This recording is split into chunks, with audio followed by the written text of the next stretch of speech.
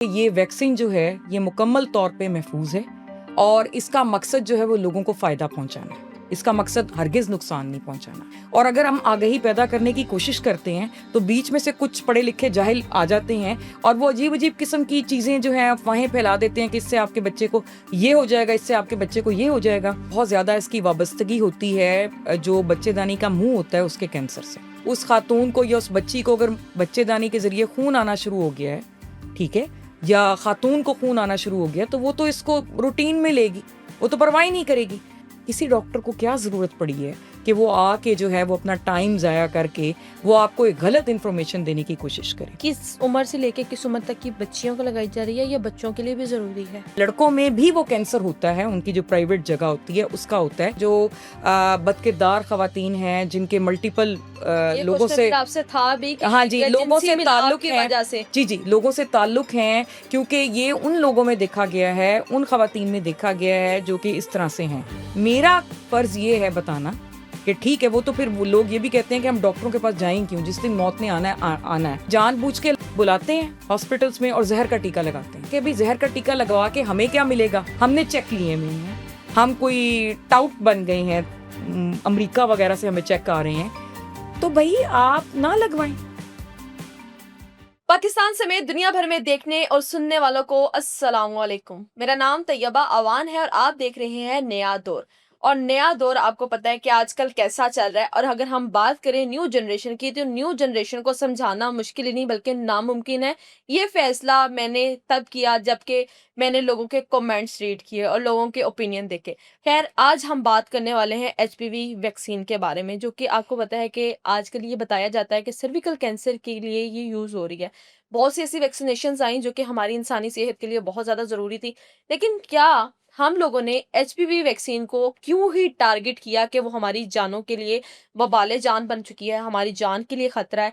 लेकिन इन सब चीज़ों की जो डिटेल्स हैं वो आज के हमारे प्रोग्राम में आप देखेंगे। हमारे जो खसूसी मेहमान हैं आज की डॉक्टर फ़राह सदीकी हैं, जो कि आपने देखा कि सोशल मीडिया पे बहुत ज़्यादा वायरल है। डॉक्टर फ़राह सदीक से बात करते हैं और इनसे हम वैक्सीनेशन के बारे में भी जानते हैं और बहुत सी ऐसी बीमारियां जिनका इलाज आप लोगों के पास नहीं है और आप लोग समझते हैं कि इसका तो कोई इलाज ही नहीं है। और वैक्सीन जो अगर आपको लगाई जा रही है एक ऐसे केस के लिए, एक ऐसे कैंसर के लिए, एक ऐसी बीमारी के लिए जो कि आपको पता है कि पाकिस्तान में 70% ये बीमारी आम हो चुकी है और आगे भी बहुत ज़्यादा आम होने वाली है। प्रोग्राम का आगाज करते हैं और डॉक्टर फ़राह से आपकी मुलाकात करवाते हैं। अस्सलाम वालेकुम। वालेकुम अस्सलाम। डॉक्टर फ़राह, कैसी हैं आप? अल्हम्दुलिल्लाह। नाइस। मैंने आपका प्रोग्राम एक देखा जिसमें आप वैक्सीन को बहुत अच्छी तरह प्रोनाउन कर रही हैं, तो मैंने सोचा कि आज नया दौर के पॉडकास्ट में हम आपको इनवाइट करते हैं और आपसे कुछ डिटेल्स लेते हैं। डॉक्टर फ़राह, सबसे पहले मुझे अपनी जर्नी के बारे में बताइएगा कि आपकी डॉक्टरी की जर्नी क्या है और आप बाय प्रोफेशन किस चीज़ की डॉक्टर हैं? मैं इंटरनल मेडिसिन में मैंने स्पेशलाइजेशन किया हुआ है और मैं एसोसिएट प्रोफेसर हूँ लाहौर जनरल हॉस्पिटल में। और इट्स बिन 20 ईयर्स, 20 साल जो है 20 वो इयर्स। तकरीबन मुझे स्पेशलाइजेशन जो है वो किए हुए हो गए हैं। तो इसलिए मैं कोई भी ऐसी बात नहीं करूँगी जो कि गैर जिम्मेदाराना होगी या हकायक को छुपाने वाली होगी। हुँ। जो भी बात होगी वो साइंस के हिसाब से होगी और उसमें कोई झूठ शामिल नहीं होगा। ये मेरी पेशावराना जिम्मेदारी है। पेशेवराना जी। डॉक्टर साहिबा, आप अभी अगर इस टाइम हम ऑन सोशल मीडिया प्लेटफ़ॉर्म्स आते हैं, अगर हम सोशल मीडिया की बात करते हैं, तो ये वैक्सीनेशन के बारे में बहुत से नेगेटिव कमेंट्स हैं।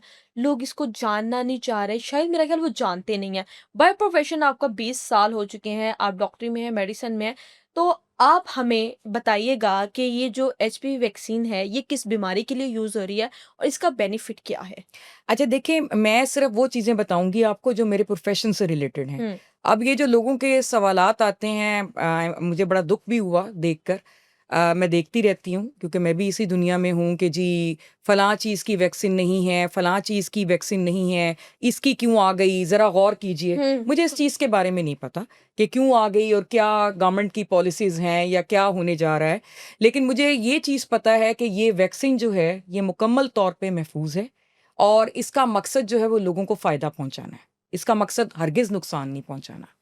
और ये वैक्सीन जो है, ये कोई नई वैक्सीन नहीं है, ये एक पुरानी वैक्सीन है जो कि दुनिया में इस्तेमाल हो रही है काफ़ी अरसे से। पाकिस्तान में ये अब आई है क्योंकि पाकिस्तान आपको पता है कि तरक्की पज़ीर मुल्क है, एक थर्ड वर्ल्ड कंट्री है, तीसरी दुनिया का मुल्क है, तो इसलिए यहाँ पर ये अब आई है, लेकिन ये रूटीन में इस्तेमाल हो रही है बाकी मुल्कों के अंदर, और काफ़ी अरसे से हो रही है। तो तो पहली बात तो ये है कि इसमें कोई ऐसी नई चीज़ नहीं है कि जिस तरह लोगों ने ये भी कमेंट्स पास किए हुए हैं कि जी कोरोना की वैक्सीन का आपको पता है वो एकदम से आई, और मतलब किस तरह से इजाद हो गई इतनी लोग अभी भी जल्दी। एक्सेप्ट नहीं कर रहे हैं, वो कह रहे हैं उस टाइम पे बहुत से लोग मरे वो वैक्सीन की वजह हाँ से जी, मरे। मैंने कोरोना की वैक्सीन लगवाई है, मैंने भी लगवाई। और मैं आपके सामने बिल्कुल ठीक-ठाक बैठी हूँ।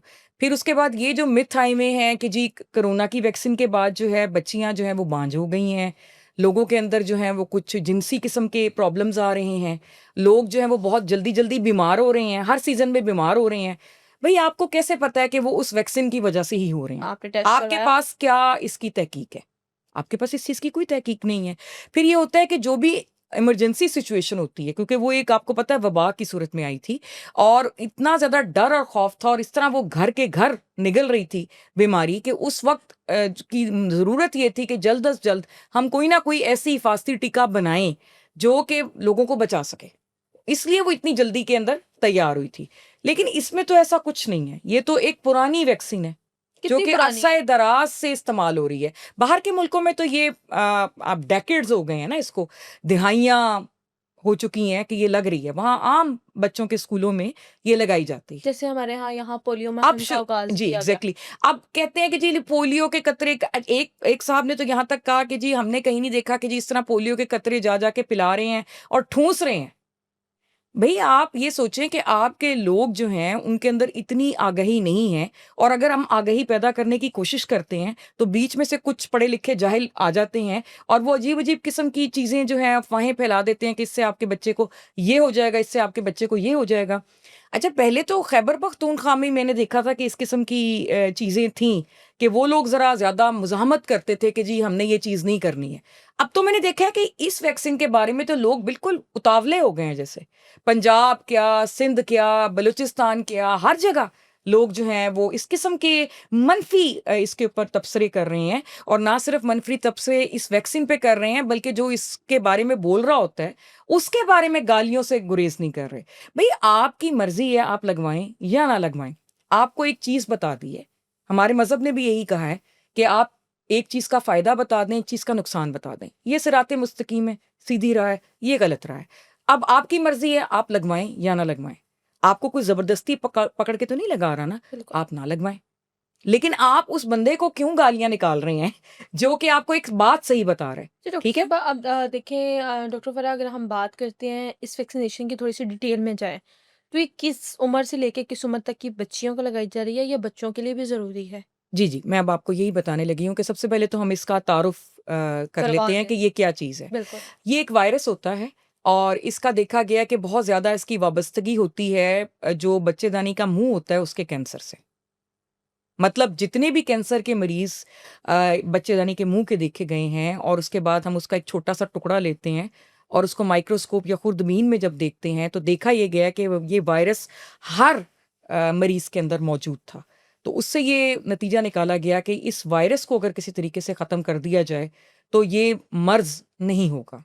ये नहीं और हो। कैंसर के बारे में तो आपको पता है, हर हमारे नाज़रीन को भी ये पता होगा कि कैंसर एक ऐसा मूज़ी मर्ज़ है कि या तो आप इससे बचाव कर लें, या आप इसको बहुत इब्तदाई मरहलों पे पकड़ लें, तभी इससे निजात मिल सकती है। नहीं अदरवाइज़ तो कैंसर जानलेवा मर्ज़ है, और जानलेवा भी किस तरह?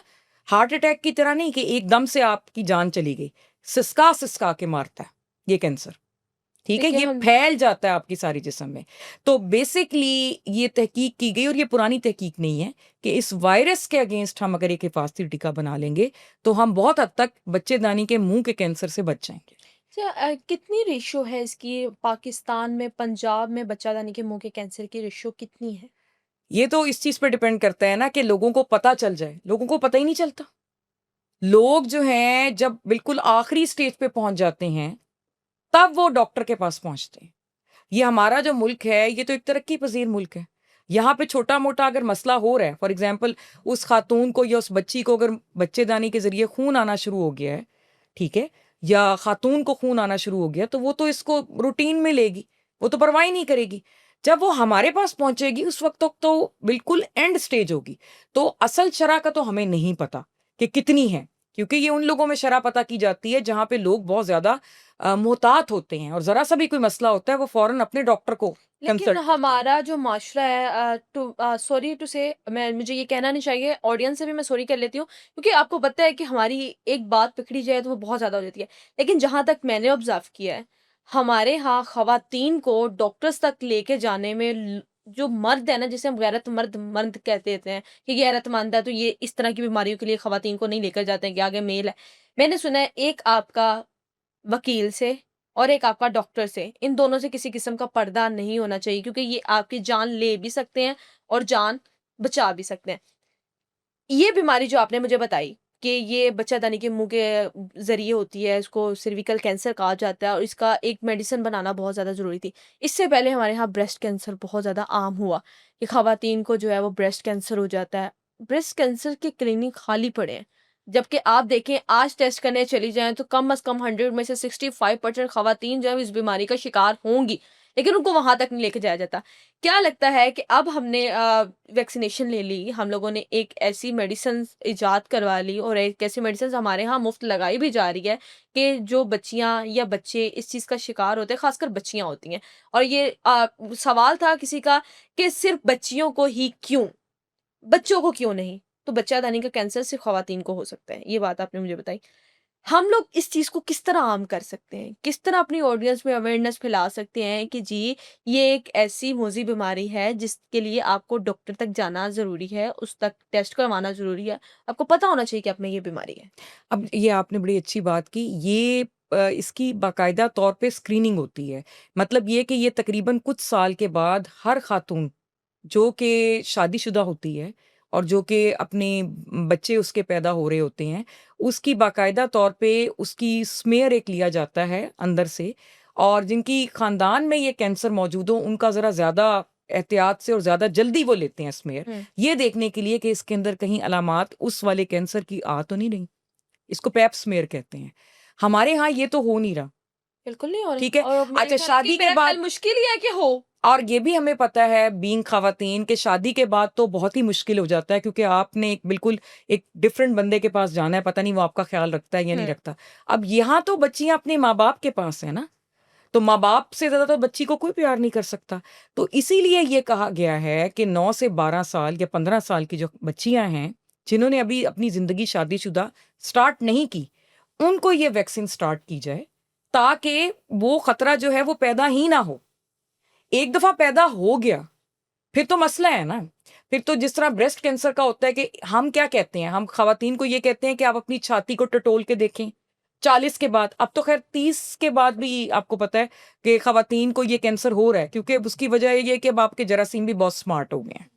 वो जल्दी अटैक कर रहे हैं। वो अब किताबों की तरह, जिस तरह था कि 40 साल के बाद खवातीन जो है वो टेस्ट वगैरह करवाएँ, जिनके ख़ानदान में हिस्ट्री है इस कैंसर की या ब्रेस्ट कैंसर की, उनको तो जल्दी पहले सेल्फ एग्जामिनेशन है कि वो बाथरूम में जाएं तो वो खुद अपनी छातियों को टटोलें कि कोई गिल्टी तो नहीं है। तो बात यह है कि एहतियात इलाज से बेहतर है। अगर आपने पहले ही उसको पिक कर लिया, एहतियात कर ली, यानी वो वायरस होने ही नहीं दिया इस कैंसर के, दोबारा मैं इस कैंसर पे आ जाती हूँ, तो उसका बहुत ज़्यादा फ़ायदा है, बजाय इसके कि जब आपको वो हो जाए और उस वक़्त वो पिक हो। तो कहने का मतलब ये है कि आपने आपने सवाल काफ़ी ज़्यादा, बीच में एक सवाल के अंदर काफ़ी ज़्यादा सवाल हैं। पहली बात तो ये है कि माँ-बाप को ये चाहिए कि किसी डॉक्टर को क्या ज़रूरत पड़ी है कि वो आके जो है वो अपना टाइम ज़ाया करके वो आपको एक गलत इन्फॉर्मेशन देने की कोशिश करे। बिल्कुल। अच्छा, इस पर एक साहब ने कमेंट किया हुआ है कि चेक मिल रहे हैं। ओ भाई, पाकिस्तान एक इंतहाई गरीब मुल्क है। यहाँ तो तनख्वाहें नहीं मिल रही डॉक्टर को, तो चेक कहाँ मिलना है?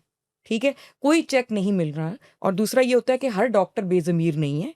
ठीक है? चलें, 1 हो गया जिसको चेक दिया, 2 हो गए चेक दिए। सारे जो हैं वो इसकी फ़ेवर में जो बोल रहे हैं, सबको चेक दिए हैं, सिवाय 1 या 2 लोगों के। मैं जो तबसरे कर रहे हैं उनकी बात नहीं कर रही। जो डॉक्टर्स हैं, जो पढ़े-लिखे डॉक्टर्स हैं, उनके अलावा सारे डॉक्टर्स आपको ये बता रहे हैं कि ये वैक्सीन जो है इसका फ़ायदा है। क्योंकि ये वायरस से बचाती है और वो वायरस जो है वो कैंसर करता है। और लड़कों में भी वो कैंसर होता है, उनकी जो प्राइवेट जगह होती है उसका होता है, लेकिन समहाउ और अदर उसकी शरह कम है। ख़वातीन में ये वायरस जो है वो ज़्यादा मुज़ी है। इसलिए खवातीन पर ज़्यादा जोर दिया जा रहा है, लेकिन बच्चों को भी ये कुछ स्कूल्स और कॉलेजेस में, मैंने कल ही बल्कि मेरी एक जानने वाली थी तो उन्होंने कहा कि जी वो कह रहे हैं कि आप अपने बच्चों को भी लगवाएं। मैंने कहा बिल्कुल लगवाना चाहिए। डॉक्टर साहिबा, आपने बताया कि खवातीन में इसकी रेशो ज़्यादा है, क्या माहवारी की वजह से खवातीन में इसकी रेशो ज़्यादा तो नहीं है?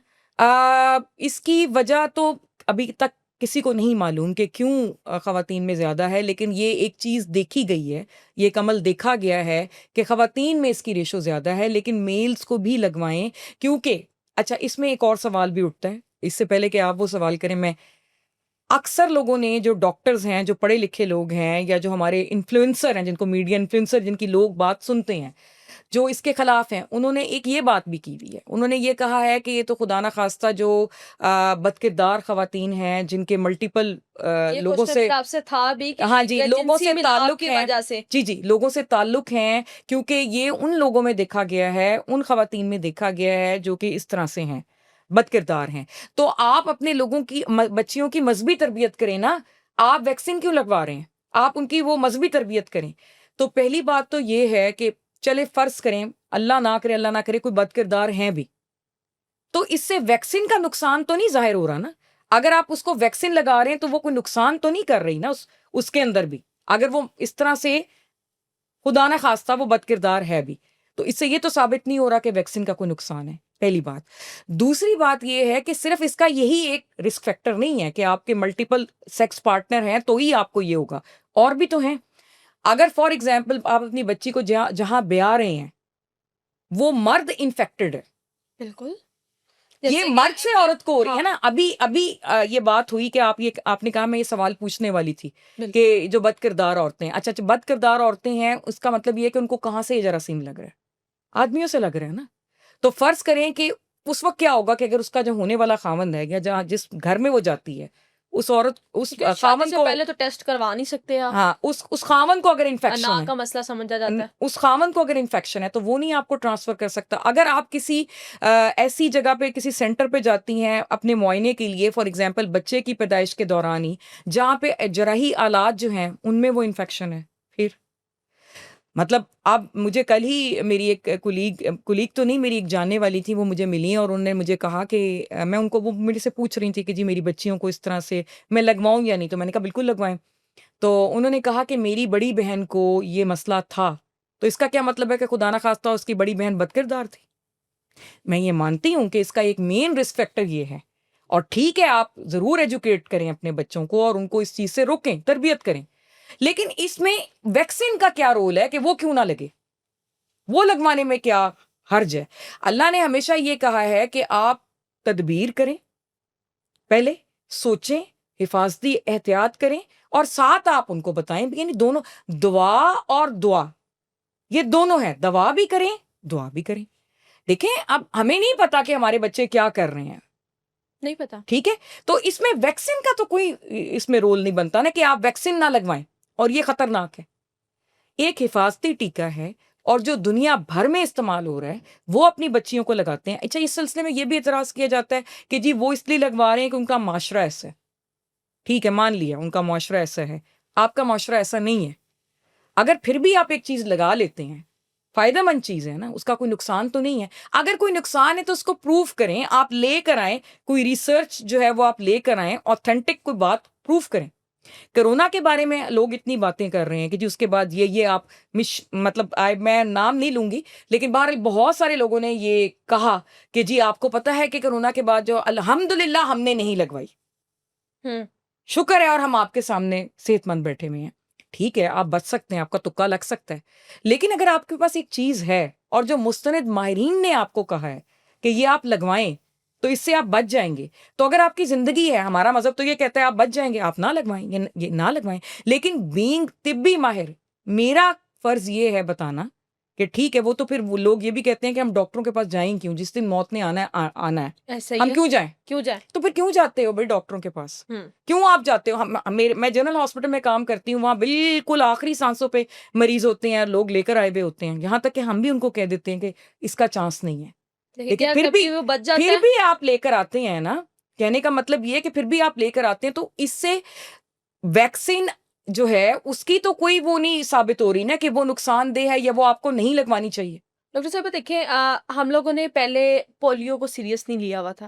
आपको पता है कि हमारी आवाम कैसी थी। लेकिन आज भी हमारे पाकिस्तान में पोलियो को कई केसेस देखने को मिलते हैं। तो क्या होता है कि बच्चे का फ्यूचर ख़राब होता है। इस चीज़ से आप मेरे ख़्याल है ज़्यादा अच्छी तरह इस चीज़ से वाकिफ़ होंगी। और अब हमने पोलियो को बहुत आम कर दिया हुआ है। लाज़िमन पोलियो के कतरे बच्चों को पिलाए जाते हैं ताकि कोई नया पोलियो का केसेस हमारे सामने ना आए। अगर हम लोगों ने इस वैक्सीन को सीरियस ना लिया, तो आपको क्या लगता है कि इन फ्यूचर हम लोगों को किस तरह के केसेस का सामना करना पड़ेगा? ऑब्वियसली ये मर्दों में भी ये चीज़ बढ़ेगी, इसके इन्फेक्शन की, और औरतों में भी बढ़ेगी। तो इसलिए कहने का मतलब ये है कि बेशक आपके यहाँ इस्लामी तरीके को फ़ॉलो किया जा रहा है, लेकिन क्या हर्ज है कि अगर आप एक और चीज़ हिफ़ाज़ती तौर पे अगर ले लेंगे, तो उसका कोई नुकसान तो नहीं है ना, आपको फ़ायदा ही है। फ़ायदा ही है, बिल्कुल तो ठीक है। ये चीज़ कहना कि जी ये बाँझपन करेगी ख़वातीन में और ये तो एक साज़िश हो रही है, मुझे तो इन चीज़ों का नहीं पता। मैंने तो आपको एज़ ए तिब्बी माहिर एक आप राय देनी है, पर्सनली तो एक आपने अंदर बताना है कि ये चीज़ जो है ये खतरनाक है या ये खतरनाक नहीं है। तो मेरी जो बात है वो तो आप इसको लिटरेचर में कन्फर्म कर सकते हैं। ये जो लोग तबसरे कर रहे हैं और मुझे यकीन है कि अभी भी बहुत सारे तबसरे और 1-1 लाख मन की गाली मुझे भी पड़ेगी और आपको भी पड़ेगी। आप लेकर आएँ ना कोई तहकीक। गालियाँ देना तो बड़ा आसान है, गालियाँ तो ये बता रही हैं कि आपकी तरबियत कैसी हुई है। ठीक है? क्या मैं फ़र्क है, आप क्या समझती हैं कि इसमें देखें, अब आप एजुकेटेड हैं, आप एक डॉक्टर हैं, प्रोफ़ेशनली आपने इस वैक्सीनेशन को पॉज़िटिव वे में देखा, सोचा और मेरा ख़्याल है कि कुछ इन्वेस्टिगेशन की होगी तो आप आज ये बात कर रही हैं।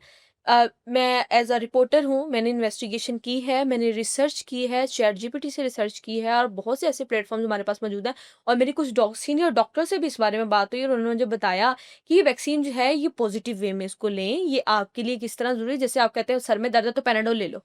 हम एक नॉर्मल चीज़ है ना कि आपके सर में दर्द हो गया पैराडोल ले लो और इस वैक्सीन का कोई साइड इफ़ेक्ट नहीं है। लेकिन ये है कि इसका आपको बेनिफिट ज़रूर है कि इन फ्यूचर आप जो हैं इस तरह के कई मसाइल से बच सकती हैं। लेकिन देखिए, हम लोग ये जो कमेंट्स वाले लोग हैं या ये जो लोग हैं जो हमें ये कह रहे हैं कि आप बिक गए हैं, आप गद्दार हैं, आपने चेक लिया है, आप इंसानी जानों के दुश्मन हैं, ये बढ़ती हुई आबादी को रोकने के लिए है, बच्चियों में जो है वो औलाद की नेमत से उनको महरूम रखा जाएगा, उनमें बांझपन पैदा किया जाएगा। तो क्या फ़र्क है कि हम इन लोगों को क्यों नहीं समझा पा रहे हैं? क्या एजुकेशन का फ़र्क है या हमारे समझाने में कोई फ़र्क है? जहालत है, मैं तो ये कहूँगी और पढ़े-लिखे लोग जो हैं वो जहालत का मुज़ाहरा कर रहे हैं। पहली बात तो ये है कि इसमें किसी मुस्तनद डॉक्टर को बात करनी चाहिए, ठीक है? ये हर बंदा उठ के आके तो जिसकी इस मेडिकल एजुकेशन है या नहीं है, उसको इस पर बात नहीं करनी चाहिए। और कुछ जो डॉक्टर प्रोफ़ेशन के लोग हैं वो भी अगर ऐसी बात करते हैं तो वो मुझे ये बताएँ ना कि कौन-सी तहकीक है जिसमें ये लिखा हुआ है कि ये बांझपन पैदा कर रही है या ये कोई कैंसर पैदा कर रही है और ये थर्ड वर्ल्ड कंट्री है तो यहाँ पर ये कैंसर पैदा किया जा रहा है और हम गिनी पिग्स हैं जिन पे तजर्बा किया जा रहा है। क्यों? ऐसा कोई तहकीक बताएँ ना मुझे। तहकीक के बगैर हम लोग कहने को तो मुसलमान हैं, ठीक है? ये जो गालियाँ दे रहे हैं निकाल-निकाल के मन-मन की, इनसे ये पूछें कि आपके तो मज़हब ने कहा कि पहले हर बात की तहकीक कर लिया करो। इनकी क्या तहकीक है? सवाए एक मफ़रूज़े पर कि देखें जी कोरोना वायरस की जो वैक्सीन थी उसके बाद लोगों को ये होना शुरू हुआ। आपको कैसे पता है कि वो कोरोना वायरस के बाद हुआ? आप बताएँ ना, बताएँ। इसका कोई प्रूफ़ दें। तो कहने का मतलब ये है कि जब आपने इस चीज़ की कोई तहकीक ही नहीं की, हम लोग अगर बात कर रहे हैं तो हमने खुद तहकीक तो नहीं की लेकिन हमने पढ़ा तो है ना। हम यहाँ पर 20-20 साल से पढ़ रहे हैं, ठीक है? अपनी हमने उम्रें ज़ाया कर दी हैं, अपनी हमने जवानियाँ ख़त्म कर दी हैं, हम आपको क्यों कोई गलत बात बताएँगे? हमें क्या फ़ायदा उस चीज़ का? इसी तरह कोरोना के दिनों में आप यकीन करें लोगों ने यहाँ तक हमें कहा डॉक्टर्स को कि ये जानबूझ के बुलाते हैं हॉस्पिटल्स में और जहर का टीका लगाते हैं। ऐसा है, अच्छा, सुना आप क्या? भाई जब उनसे ये क्वेश्चन किया गया कि भाई जहर का टीका लगवा के हमें क्या मिलेगा, तो उन्होंने उसका एक और जवाब जाहिलाना निकाला। उन्होंने कहा कि ये जहर का टीका लगा के उनके जो एज़ा हैं वो बेचते हैं। मतलब जहालत की तो फिर कोई एंड नहीं है ना। और वो कहते हैं कि जाहिलों के जवाब में खामोशी बेहतर है। तो मेरा जो पैगाम है वो उन जाहिलों के लिए तो नहीं है। मेरा पैगाम सिर्फ़ जो है वो उन लोगों के लिए है कि मैं एक तिब्बी माहिर हूँ। मेरा 20 साल से ज़्यादा का तजुर्बा है और मैंने ये ओथ लिया था जब मैं डॉक्टर बनी थी कि मैं कोई भी बात ऐसी नहीं करूँगी जो कि इंसानों के लिए नुकसान का सबब या जान खतरे का सबब बनेगी। मुझे कोई चेक नहीं दिया गया। अगर इतने अमीर होते हमारी गवर्नमेंट वाले तो क्या ही बात थी, फिर तो फिर हम माला माल ही होते, ऐसी कोई बात नहीं है। ये अगर तक बात आती है तो कितने इन्फ्लुएंसर्स हैं, कितने बोलने वाले हैं, एग्जैक्टली कितने टिकटॉकर्स हैं, हाँ कितने लोगों ने पॉजिटिव में बात तो की, इन सबको दे इनके दिया पास सब चेक। कुछ दे दिया। तो ये वायरस जो होता है ये इसकी दो इकसाम है, 16 और 18। और ये सिर्फ कैंसर नहीं करता, ये वहां पे उस प्राइवेट जगह पे जो कि खवातीन नहीं दिखाना चाहती, इवन खातून को दिखाना बड़ा शर्म की बात होती है, वहां पे फोड़े भी बना देती है, बड़े बड़े वॉट्स जिनको हम अपनी जबान में कहते हैं। तो उससे भी आप बचते हैं। और ये सिर्फ इस हिस्से के कैंसर से नहीं बचाती, बल्कि आपकी जो बड़ी आंत का नीचे वाला हिस्सा है वो भी प्राइवेट पार्ट में कंसिडर होता है, उसका भी कैंसर करती है, उससे भी बचाएगी। मुंह का कैंसर करती है, उससे भी बचाएगी। इस पे भी एक साहब ने ये कहा हुआ है कि जी आप वो इस तरह के इस्लामी तरीके इस्तेमाल करें तो फिर ये नहीं होगा। भाई ठीक है, हम समझा रहे हैं, लेकिन जितना तेजी से सोशल मीडिया आगे जा रहा है हम रोक सकते हैं। हमारा काम तो सिर्फ ये है ना कि हम समझाएं, हम समझा रहे हैं, हम प्रैक्टिकल रोल मॉडल बन के दिखा रहे हैं अपने बच्चों को, हम तरबियत भी कर रहे हैं। लेकिन अगर साथ साथ हम ये भी कर देते हैं, क्योंकि बात सारे लोग बदकिरदार नहीं होते जिनको ये कैंसर होता है। आपका मतलब ये है कि पाकिस्तान में डेटा निकाल के देखें कि जितने भी लोग इस मर्ज का शिकार हैं वो खुदा ना खास्ता सारे बदकिरदार हैं? नहीं, और भी वजूहात हैं और इसके कहीं कहीं फैलने ऐसा की। भी हो सकता है कोई जो बदकिरदार है उनको ये बीमारी ना हो। बिल्कुल, ऐसा भी हो सकता है। तो कहने का मतलब है कि इस वैक्सीन के पीछे क्यों पड़ गए हो? आप इस्लामी तरीके करो, मैंने उससे मना नहीं किया, लेकिन इस वैक्सीन के बारे में ये प्रोपेगेंडा करना।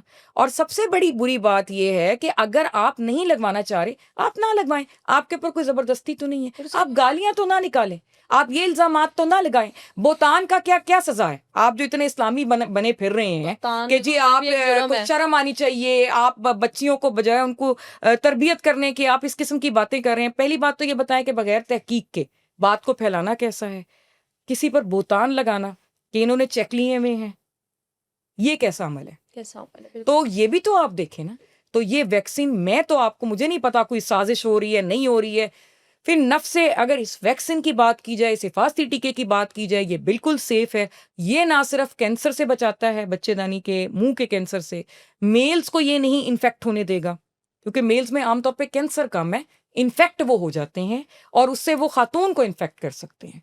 ठीक है। दूसरी बात ये है कि आपको वो जो फोड़े फिंसियां हैं वो भी नहीं निकलेंगे जो कि इस वायरस से होते हैं। मुंह का कैंसर नहीं होगा और बड़ी आंत के नीचे के हिस्से का कैंसर भी नहीं होगा। बाकी जो काम जिसका है वो करने दें, जो इस्लामी तरबियत है वो माँ बाप करें, वो उलमा करें। लेकिन हमें एज ए तिब्बी माहिरीन अगर आपने लूप में लिया है तो हम जाहिर है यहाँ पर वो काम करने तो नहीं बैठे, इस्लामी तरबियत करने तो नहीं बैठे, अपने बच्चों की हाल बत्ता पे फर्ज है। वो उलमा करेंगे, वो फतवा देंगे, वो जो भी है वो करते रहें, और वो कर रहे हैं। ये तो नहीं है कि वो रुक गए हैं, वो तो कर रहे हैं, वो प्रोसेस तो जारी है। हमारा काम ये है कि हाँ, मेरे से आपने ये सवाल किया है कि ये वैक्सीन सेफ है या नहीं, बिल्कुल। तो मैंने ये कहा कि हाँ ये सेफ है, आपने ये इसके बारे में 100% सेफ। वैसे आपने पर्सनली इसके बारे में कुछ एजुकेट किया है या आपको पता है कि ये मेरे पास बहुत लोग आ रहे हैं और वो मुझसे ये पूछते हैं और मैंने उनको ये कहा है कि हाँ लगवाएं। ठीक है, ये भी बात अपनी जगह पे सच है कि हम लोगों ने, हमारे ज़माने में ये चीज़ नहीं थी, हमने नहीं लगवाई। मैं आपके सामने बैठी हूँ, अब अगर ये आप आर्ग्यूमेंट लें कि जी हमारे ज़माने में तो कोई नहीं थी, हमें तो कोई नहीं हुआ, भाई बाय चांस आप बच सकते हैं। कोरोना के बहुत सारे लोगों ने वैक्सीन नहीं लगवाई, बचे हुए हैं। लगाई है वो भी बचे हुए हैं। कुछ लोग जो है जिन्होंने वैक्सीन भी लगवाई है लेकिन फिर भी वो मर गए हैं। ये जो नायाब या रेयर चीज़ें हैं, मैं उनकी बात नहीं कर रही, मैं आपको एक आम बात बता रही हूँ। हमारे ज़माने में नहीं थी, अब इत्तेफाक की बात है, खुशकिस्मती है, हमें नहीं हुआ।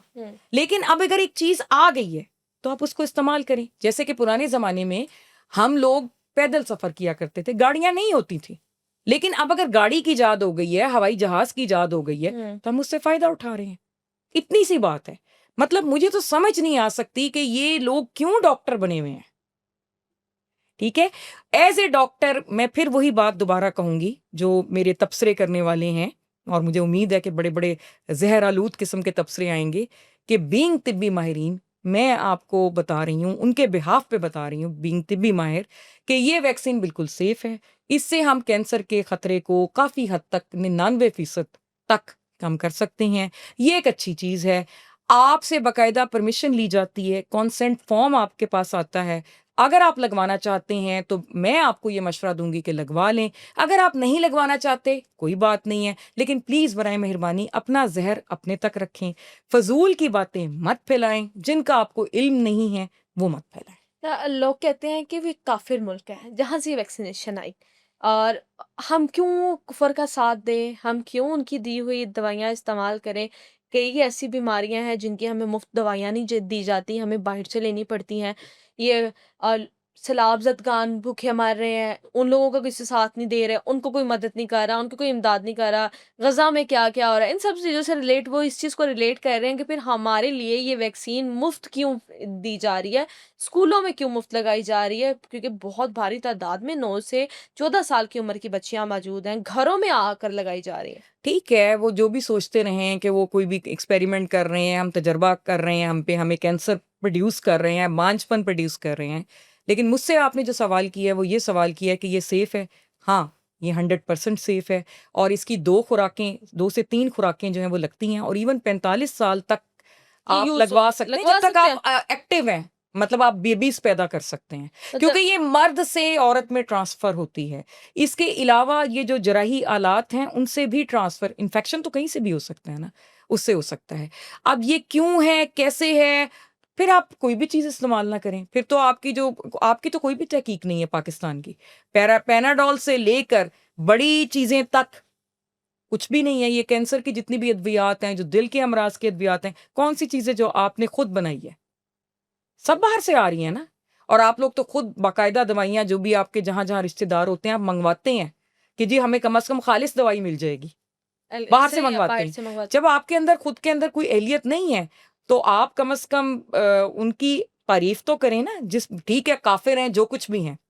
लेकिन हम उनकी मेडिसिन लेकिन यूज़ वो कर रहे हैं। अगर जिस बंदे ने मेहनत की है जिस चीज़ में, वो हमसे बहुत आज आगे हैं।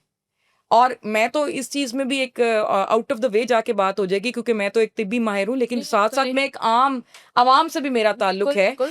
इंसानियत उनकी जो इंसानियत है और जो हमारी इंसानियत है, उसमें ज़मीन और आसमान का फ़र्क है। वो इंसान को इंसान समझते हैं। यहाँ पर क्या है? यहाँ मुनाफ़िकीन का टोला है। ठीक है? ये लोग क्या करते हैं, आप आज भी जाएँ, हमारी मसाजिद भरी भी होंगी, जुम्मे वाले दिन। लेकिन जब लोगों के साथ डील करने का ताल्लुक होता है, उनके साथ बात कर कितना झूठ, नाप-तोल में जो कुछ ये करते हैं, कितनी बेईमानी, कितनी वादा खिलाफियाँ, कितना ये जुराइम, ये सब हमारे मुल्क में है। तो जो चीज़ जिसकी अच्छी है, वो तालीमात हमारी थीं। हमारे नबी ने हमें दी थी, हमारे मज़हब ने हमें दी थी। अब अगर एडॉप्ट उन्होंने कर ली हैं, तो वो फ़ायदा उठा रहे हैं। आप क्या कर लेंगे, तो आप फ़ायदा उठाएँगे। क्या लगता है कि अगर हम बात करें 100 में से 40 टू 45% लोग ऐसे हैं जो कि ये जैसे कि आपने बताया कि मुनाफिकीन हैं, मुंह पर कुछ और पीछे कुछ और होते हैं। देखिए, हमारी इस टाइम कोरोना की वैक्सीनेशन हमें अमेरिका ने दी, हमारा साथ उन्होंने दिया, और हम लोग इस मरूजी बीमारी से निकले। जबकि आपको देखेंगे 2020 और 2021 में कितना डर और खौफ था। लॉकडाउन लग गए हुए थे, क्रैकडाउन हो गया हुआ था, आप घर से बाहर नहीं जा सकते थे, गलियों में सिक्योरिटीज आ गई हुई थी, सब कुछ बंद हो गया था, खत्म हो गया था। तो उस वैक्सीनेशन के बाद हम लोग अब भूल गए हैं कि शायद कोविड था। इस तरह के मामला थे, कई ऐसी बीमारियां हैं, कई ऐसी केसेस हैं जिनके कैंसर्स हैं, कई ऐसी चीजें हैं जिनकी ये मेडिसिन हम उनसे ले रहे हैं, बाहर से ले रहे हैं। तो क्या इस वैक्सीनेशन के बाद भी हम अगर सेहतयाबी जिंदगी गुजार सकते हैं, या हमारी अब देखें कि 3,3500 खवातीन जो इस बीमारी की वजह से मर जाती हैं, और कहते हैं कि ये सर्विकल कैंसर जो है, ये एक ऐसी बीमारी है जो आपके लिए एक मौत का कॉन्ट्रैक्ट है। आप इस बात से कितना इत्तेफाक करती हैं? मैं बिल्कुल इत्तेफ़ाक करती हूँ, लेकिन ये जो बात आपने कोरोना की है ना, जहालत की कोई एंड नहीं होती है। जाहिल आदमी से आपको बहस नहीं करनी चाहिए। वो ये कहते हैं कि जो कोरोना का जो वबा आई थी, वो भी एक ड्रामा था। वो जानबूझ के पैदा किया गया था। इतना हालाँकि था नहीं। मेरा मतलब है कि आप इनको आप काउंटर नहीं कर सकती, ठीक है? तो आप एक हद तक इनको समझा सकती हैं, और वो मैंने इनको समझाया कि देखें, मैंने माना कि हमारा मुल्क इस्लामी मुल्क है, हम इसमें अगर अपनी बच्चियों की या बच्चों की तरबियत सही करें, हम बच सकते हैं काफ़ी हद तक, और मैं और आप बैठे हुए हैं, हम बचे हुए हैं। लेकिन अगर एक अच्छी चीज़ आ गई है, आपके डोर स्टेप तक आ गई है, आपको फ्री ऑफ कॉस्ट मिल रही है, और मैं एज़ ए तिब्बी माहिर कह रही हूँ कि उसका कोई नुकसान नहीं है। और अगर ये फ्री ऑफ कॉस्ट ना मिले और ये एक ऐसी बीमारी बन जाए जो कि हमारे लिए बहुत ज़्यादा ज़रूरी बन जाए, तब ये मस्ट हो जाए, लगवाएँगे, तब ये लगवाएँगे। कितनी एक्सपेंसिव तब होगी? आपकी जो एजुकेटेड लोग हैं, जो मॉडर्न लोग हैं सो कॉल्ड, तब वो लगवाएँगे। क्योंकि हमारे यहाँ ये देखा गया है, हमारी कौम की एक और भी ख़ासियत है, जो चीज़ उनको अवेलेबल होती है ना, ईज़िली अवेलेबल, वो उसकी कदर नहीं होती है। पोलियो के कतरों की भी इसलिए कदर नहीं है। मैंने अपने बच्चों को पोलियो के कतरे पिलाए हैं, कोई कुछ भी नहीं हुआ। मैं कोरोना की वैक्सीन करवा के बैठी हुई, कुछ भी नहीं हुआ। बात ये है कि देखिए आपको किसी ना किसी पे भरोसा करना पड़ता है, ठीक है? और भरोसा आपको उसी पे करना चाहिए जो उस चीज़ का माहिर है और मुस्तनिद माहिर है। मतलब आप कह रहे हैं कि अगर ये जो वैक्सीन है ये एक्सपेंसिव हो जाती है और बहुत ज़रूरी हो जाती है, तब ये लगवाएँगे? तब लगवाएँगे। और देखिए मेरी बात सुनिए, जब हमें कोई मज़हबी तौर पे कोई प्रॉब्लम पड़ता है, मसला पड़ता है, तो हम मुफ्ती के पास जाते हैं, मुस्तनिद मुफ्ती के पास जाते हैं, बाकायदा पूछते हैं कि मुस्तनिद कहाँ होगा? हाँ, कि बहुत एक्सपीरियंसेबल मुफ्ती हमें मिले। जब भी बहुत हमें किसी चीज़ का मसला होता है, हम उसके माहिर के पास जाते हैं। अब अगर आप मेरे पास लोगों के लिए, लोगों के क्वेश्चंस हैं ना, जो बेसिकली आप उनकी नुमाइंदा बन के आई हैं, बिल्कुल। मेरे पास अगर आप आई हैं, तो फिर आपको मुझ पे भरोसा करना पड़ेगा। क्योंकि अल्लाह मियाँ ने नीचे आके तो नहीं बताना ना, अल्लाह ने वसीले बनाए हुए हैं। बिल्कुल। तो आप अगर भरोसा नहीं करेंगे और खुद डॉक्टर बनेंगे, तो भई आपको मना तो नहीं किसी ने किया ना, आपको गन पॉइंट पे पकड़ के तो नहीं वैक्सीन लगवा रहे ना। आपकी अपनी राय है। आप खुद माशाल्लाह मुझसे ज़्यादा फिर डॉक्टर हैं, इस अगर आप इस वैक्सीन तरह के कर रहे हैं। बाद कोई बुखार का हो जाना या किसी जिस्म के दर्द का हो जाना, सर में दर्द रहना या बच्ची बीमार हो जाती है, अक्सर हम भी कोविड की वैक्सीन के बाद थोड़ा बहुत बुखार चढ़ जाता था। तो इस तरह की कोई अलामात हैं जो आप देखें ये अंकेत जो करना ये तो चाहें? हर हिफाज़ती टीके में असल में होता क्या है, हिफाज़ती टीके मैं बता दूँ आपको इस प्रोग्राम के तवज्जुह से कि उसके अंदर ये होता है कि कोई भी मर्ज़ जो होता है ना, जब आपके अंदर जरासीम जाता है, तो आपके अंदर कुछ चीज़ें पैदा होती हैं जिनको हम एंटीबॉडीज़ कहते हैं, जो नॉर्मल हेल्दी बंदा है उसके अंदर, ठीक है? और वो एंटीबॉडीज़ जो होती हैं वो उस जरासीम से लड़ती हैं और उस लड़ाई के नतीजे के अंदर जो है वो कुछ थोड़ा बहुत रतूबतें भी खारिज होती हैं जो बुखार वगैरह करती हैं, दर्दें वगैरह करती हैं। जिस तरह आम तौर पे जब 2 लोगों की लड़ाई होती है तो कुछ ना कुछ नुकसान भी होता है। ऐसा नहीं है कि बिल्कुल ही नुकसान ना हो। तो बहरहाल इसके अंदर ये करते हैं हम कि ये जो वैक्सीन होती है मुख्तलिफ बीमारियों की, इसमें हम वो जो एंटीबॉडीज़ जिन्होंने आपके जिस्म में बनना होता है और वो टाइम लेती हैं बनने में, हम पहले से ही उसको इंजेक्ट करके जिस्म के अंदर डाल देते हैं। या तो एंटीबॉडीज़ डाल देते हैं या फिर वही वायरस जो बिल्कुल मरा हुआ होता है, जो नुकसान नहीं पहुँचा सकता, लेकिन वो इस चीज़ का अहल होता है कि वो एंटीबॉडीज़ बना सके, यानी आपके जिस्म को क़ुव्वत मुदाफ़ियत दे सके, वो डाल देते हैं। यानी कि ऐसा वायरस जो कमज़ोर है। कमज़ोर है। वो बीमारी नहीं करेगा, लेकिन वो आपको क़ुव्वत मुदाफ़ियत आपके अंदर पैदा कर देगा। या तो हम वो डालते हैं हिफ़ाज़ती टीके में, या वो एंटीबॉडीज़ जो उस वायरस ने बनानी होती हैं, जो जिसने आपका बचाव करना होता है जिस्म का, वो हम डाल देते हैं। तो जब वो एंटीबॉडीज़ अंदर जाती हैं या वो जो वायरस अंदर जाता है, तो थोड़ा बहुत उसका जो आपकी जिस्म के चीज़ों के साथ एक फ़ाइट या थोड़ा-सा हल्का-फुल्का रिएक्शन होता है, उसकी वज़ह से बुखार ये आम है। और ये हर मेरा ख़्याल है कि जो भी हम हिफ़ाज़ती टीका लगाते हैं, उसके बाद ये हो जाता है। कुछ लोगों को ज़्यादा हो जाता है, कुछ लोगों को कम होता है। तो उसमें सिंपल आप पैरासिटामॉल की गोली दें और वो बिल्कुल ठीक हो जाता है। मेरा तो तरीक़ा-ए-कार ये होता है कि मुझे जब कोरोना की वैक्सीन लगी थी, तो मैंने तो इस चीज़ का भी वेट नहीं किया था कि बुखार हो, मैंने तो साथ ही 2 गोलियाँ खा ली थी, पैनाडोल की। वो कुछ देर के बाद उतर जाता है। आप सारी जो वैक्सीन करवा रहे हैं, आप खसरा की करवा रहे हैं, आप मम्प्स की करवा रहे हैं, आप जितने भी ये बच्चों को लगती हैं वैक्सीन, फिर ये भी ना करवाया करें। आप ये माँओं को पता होगा जो करवाती हैं उसके बाद बुखार का होना बिल्कुल आम है। बिल्कुल आम सी लेकिन बात है। अगर ये कहा जाए कि ये वैक्सीन के बाद तो पता नहीं क्या हो जाएगा और उल्टियाँ कर रही, ये मैंने है एक का कोई ये ऐसी इलाज भी नहीं। टिकटॉक मेरी मुलाज़िमा मेरी मेड ने दिखाई है। मुझे कहती है मैं स्कूल गई थी। मैंने कहा क्यों भई? उन्होंने बुलाया था तो कहा था कि इजाज़त दें, तो मैंने नहीं दी। साथ वो रोने लग गई, आँसू निकल रहे हैं और साथ उसने मुझे वो टिकटॉक दिखाई जिस पे उन्होंने 5-6 बच्चियाँ स्कूल की थीं और वो जी उल्टियाँ कर रही हैं और हाय-हाय कर रही हैं। ये देखें ये हाल होता है बच्चियों का। तो प्लीज़ जो जिस चीज़ का माहिर है उसी को उसके ऊपर तबसरा करने दें। बिल्कुल। आप ना करें, ठीक है? आप इसके माहिर नहीं हैं।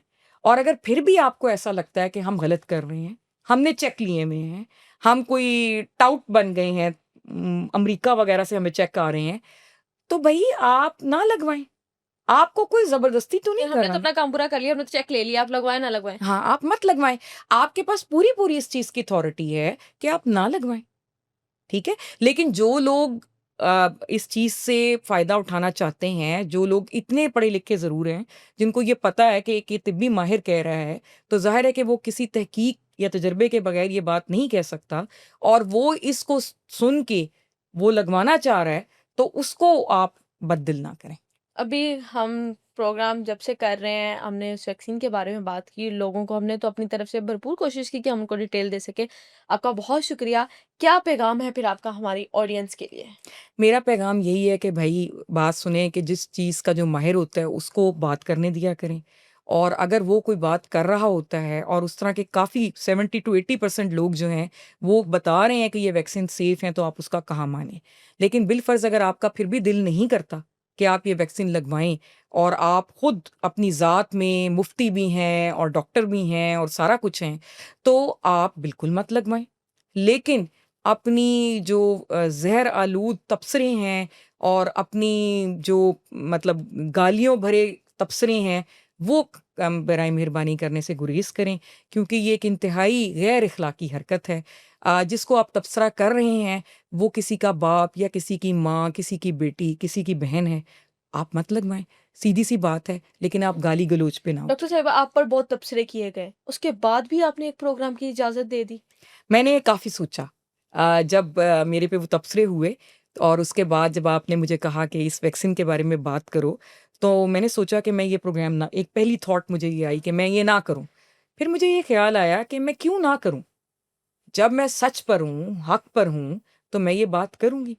और जो डिसहार्ट तो हुई होंगी, जिस तरह के मुझे आप बहुत पर तबसरे थे। तकलीफ़ हुई। मैं कहती हूँ कि ऐसे-ऐसे अल्फ़ाज़ थे जो मेरा ख़्याल है कि मैं यूज़ नहीं कर सकती। आप भी जानती होंगी कैसे-कैसे मुझे मुझे बड़ी तकलीफ़ हुई और मुझे कौन-सा ऐसा गुस्सा भी। कमेंट था जिस पर आपको बहुत ज़्यादा गुस्सा आया और आप बहुत तैश में आई हो कि यार व्हाट इज़ दिस? ये क्या हुआ है मेरे साथ? हाँ जी, बिल्कुल। और फिर मतलब मुझे काफ़ी गुस्सा भी आया, लेकिन फिर मैंने सोचा कि जब मैं बिल्कुल हक़ पर हूँ, सच पर हूँ, मेरा ज़मीर मुतमईन है और ये तो अगले बंदे की तरबियत शो कर रहा है। ये तो उसकी तरबियत बता रहा है कि भई एक बंदा आपको ज़बरदस्ती नहीं कर रहा, आपको एक सही बात बता रहा है। आप उसको अगर नहीं मानना चाहते हैं, आप ना मानें। लेकिन तबसरा इस किस्म का करना कि पर्सनल लेवल पे आ जाना, ये एक गैर अखलाकी हरकत है और ये आपकी अपनी तरबियत फिर आपने बताती है। अपने तो आप को मेंटली तौर पर फ्रेश किया कि आप इस प्रोग्राम के लिए बिल्कुल रेडी बिल्कुल, हैं? मैं रेडी हूँ। और दूसरा ये है कि हमारा मज़हब तो यही समझाता है कि अगर कोई आपके साथ जाहिलाना बात कर रहा है, आप उसको समझाने की कोशिश करें और अगर वो फिर भी नहीं समझता, तो आप खामोशी से उस जगह को छोड़ दें और उसकी बात का जवाब ना दें। बहुत शुक्रिया डॉक्टर फ़राह आपका कि आपने हमें इतना वक़्त दिया। आज हमारे साथ डॉक्टर फ़राह मौजूद थी और इन्होंने हमें जो एचपीवी वैक्सीन है इसके बारे में बहुत डिटेल्ड में हमें बताया और उसकी स्टडी की। आप सबको जैसे कि पता है कि 2006 से ये वैक्सीन 150 ममालिक में लगाई जा रही है और इस वैक्सीन की स्टडी तकरीबन 10 साल की है और उसके बाद आप देख सकते हैं कि अगर एक 20 साल की एक्सपीरियंसेबल डॉक्टर ये बात कर रही हैं, जितने सीनियर डॉक्टर्स हैं उन्होंने इसकी पॉज़िटिव रहकर बात किया, तो आप लोग भी खुदा न इसको पॉज़िटिव लें। वो कल को अगर ये बीमारी बढ़ जाती है या इसकी रेशो बढ़ जाती है तो हमें ये चीज़ें जो अभी मुफ्त मिल रही हैं ये हमें पैसों से मिलेंगी। और फिर क्या है कि जो मेहनत मजदूर है, जो रेडी चलाने वाला है, जो अनएजुकेटेड हैं, जो कि अभी हम पे बातें कर रहे हैं या हमें गाली गलौज कर रहे हैं, हम पर तबसरे कर रहे हैं कि हम लोग बिक गए हैं या हम गद्दार हैं, तो वो बाद में हम लोग को ही कहेंगे काश उस वक्त उसकी या उसकी हमने बात मान ली होती, तो आज हम लोग बिल्कुल ठीक रह जाते। प्रोग्राम आपको कैसा लगा आपने हमें लाज़मी बताना है। हम एक नए प्रोग्राम के साथ, नए मेहमान के साथ, नई बातों के साथ आपकी खिदमत में हाज़िर होंगे। तब तक के लिए मुझे दें इजाज़त और मुझे बताया करें कि मैं आप लोगों के लिए कैसा कंटेंट लेकर आऊँ, ताकि मेरी जो इन्फॉर्मेशन है आप लोगों के लिए इन्फॉर्मेटिव हो, आप लोगों के लिए बेहतर हो। तब अब मुझे दें इजाज़त, हम आपसे मिलते हैं किसी अगले प्रोग्राम में। अल्लाह हाफ़िज़।